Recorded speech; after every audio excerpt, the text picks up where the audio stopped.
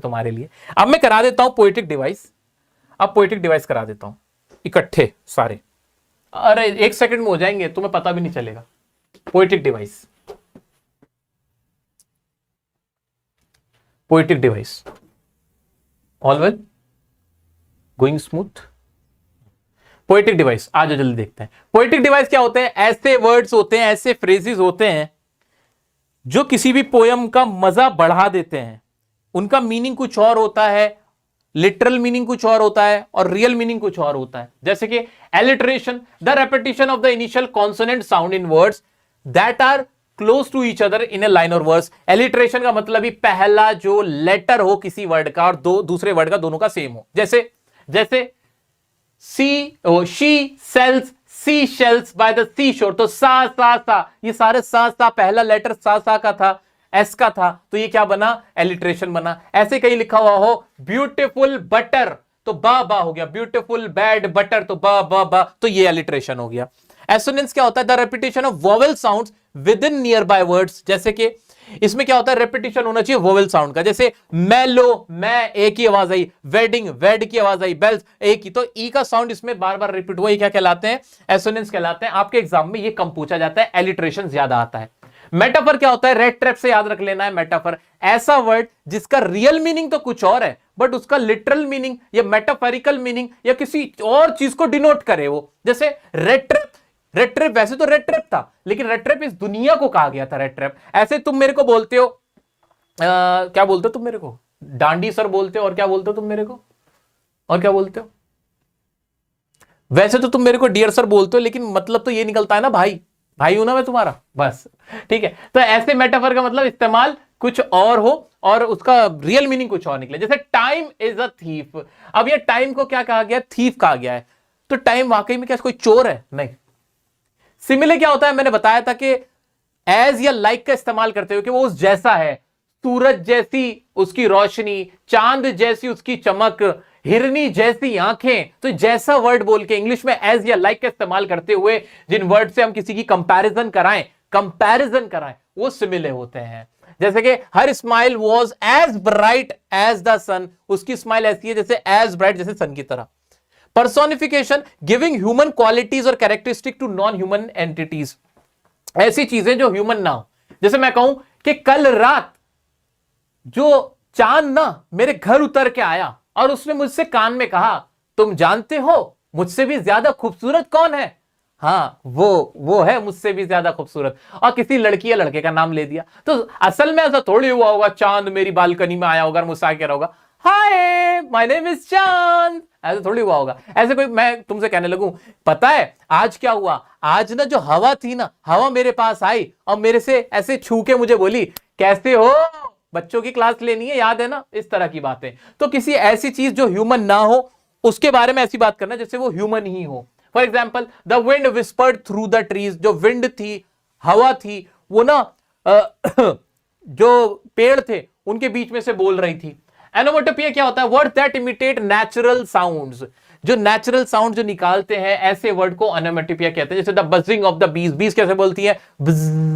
ऐसे साउंड निकालने वाले जो वर्ड होते हैं वो एनोमेटोपिया कहलाते हैं। राइम स्कीम क्या होता है? राइम स्कीम को बोलते हैं लय। लय समझते हो? जैसे कोई गाना मैं तुम्हें सुनाऊं, कौन सा गाना सुनाऊं तुम्हें? कोई गाना मैं सुनता भी तो नहीं हूं।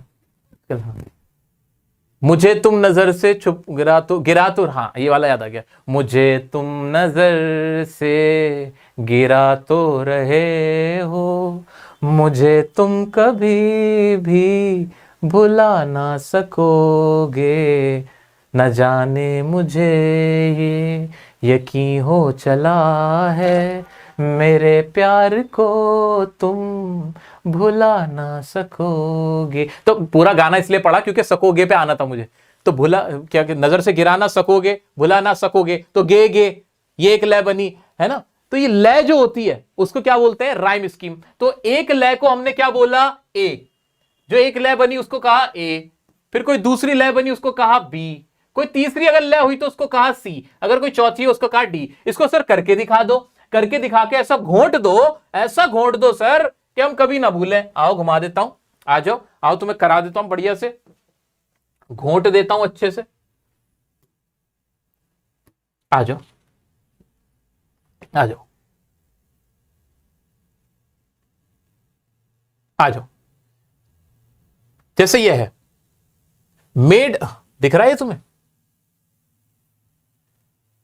यहां से देखते हैं, full of sweet dreams and the health and quiet breathing, therefore on every morrow are we reading. तो ब्रीदिंग और रीडिंग ये हमारी एक लाइन हुई, ये एक लय हुई, तो इसको मैंने क्या कहा? ए। क्या कहा मैंने? ए कहा, ए कहा मैंने। आगे बढ़ते हैं, दूसरी लाइन क्या थी? इसको मैंने क्या कहा? ए। फिर क्या हुआ? A flowery band to bind us to the earth spite of its despondence of the inhuman dearth. तो मैंने इसको क्या कहा? बी। तो दोनों बी हुए यहां पे। देखो इसको एक लाइन थी ब्रीदिंग रीदिंग, तो इसको मैंने कहा ए। ये भी सी जैसा था, ये क्या कहा? बी। ए अर्थ था और फिर डर्थ था, इसको क्या कहा? बी। इसको क्या कहा? बी। राइम स्कीम बन गई। लेकिन नीचे क्या आया? डेज वेज, ये अलग था, ये डेज। इसकी आवाज किस में निकल रही है?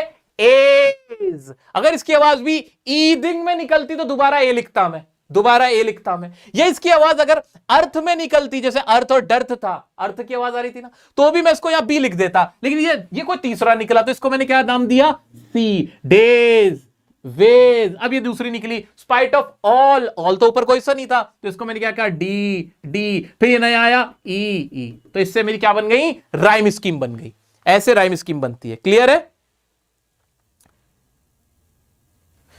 क्लियर है? हाँ जी सर, क्लियर हो गया। तो इस तरह से राइम स्कीम बन जाती है। अब कोई सा भी तुम राइम स्कीम आराम से कर सकते हो, कोई सा भी राइम स्कीम अब इजीली कर सकते हो। कहां गया? हाँ जी, और तो कुछ नहीं छोड़ा मैंने। अब तो सब करा दिया, अब तो सब करा दिया। ठीक है, अब तो सब करा दिया। सो दोस्तों, पोएम तो मैंने तुम्हारी सही सारी करा दी है, पोएम तो मैंने तुम्हारी सारी करा दी है, पोएम सारी हो गई है, कोई टेंशन वाली बात नहीं है। पांचों पोएम मैंने करा दी हैं, उनके क्वेश्चंस भी करा दिए, पीवाईक्यूज भी दे दिए, पोएटिक डिवाइस भी करा दिए।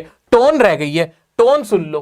टोन अगर आपसे आए तो मैं यहां ना कुछ टोन लिख रहा हूं, पहले से लिख के रख दी है, इन टोन्स का इस्तेमाल करना है। टोन ना दो ही तरह की होती हैं, एक होती है पॉजिटिव अच्छी टोन, एक होती है थोड़ी नेगेटिव टोन।